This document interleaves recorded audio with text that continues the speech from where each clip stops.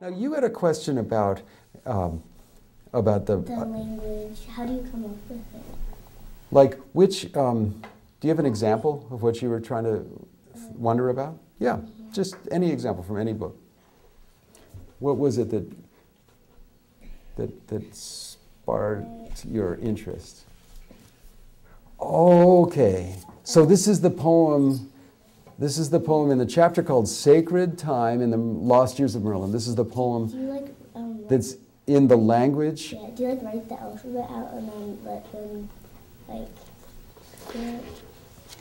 Yes. That's a poem that's in the language, the most ancient language on the whole island of Finkyra.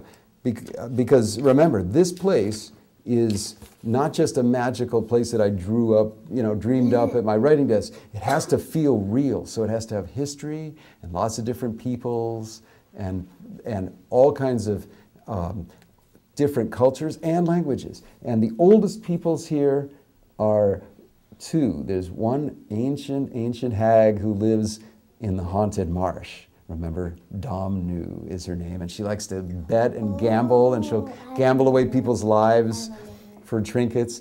And then there are the giants who live up here in the mountains of mist, the Varigal Mountains up there above Druma Wood. Now, those people have to have their own language and their own sayings and their own history, and yeah. So when I wanted to write that poem that gave the ancient prophecy about how a giant would be the only creature powerful enough to topple the shrouded castle, I had to know their language, and so I had some fun doing that. Yeah. Now, I didn't go into all the depth and detail that Tolkien, who set a standard for every one of us who likes to write fantasy stories, did in The Lord of the Rings and the Silmarillion and those books. But I did create an alphabet, and I created a grammar.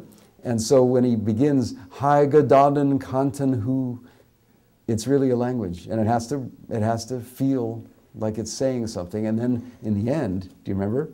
It's translated at the very, very end. Talking trees and walking stones, giants are the island's bones. While this land our dance still knows, Varigal crowns Finkyra. Live long, great isle Finkyra. Now that has to feel true. You know, I will say one more thing about your excellent question, Greta. It's really part of a bigger question, which is, how do you make a story feel real? Remember I said that's my job? Mm-hmm. The answer is, it's like you're weaving a tapestry, okay? And in this case, the tapestry is a story, and every single thread has to feel right. That means the names, the places, the ideas, the characters, the way they speak, the way they look, their backgrounds, their longings, and their innermost secrets. All of that. You have to know as the writer. And you have to make every thread feel real in the colors, in the luminosity, in the texture. Every single thread has to feel, whoa, that feels like Merlin's world, or Basil's adventure, or wherever you are, in any book that has my name or anybody else's name on it, you need to feel like this could be true. And language is one of the most important parts. I'm so glad you asked.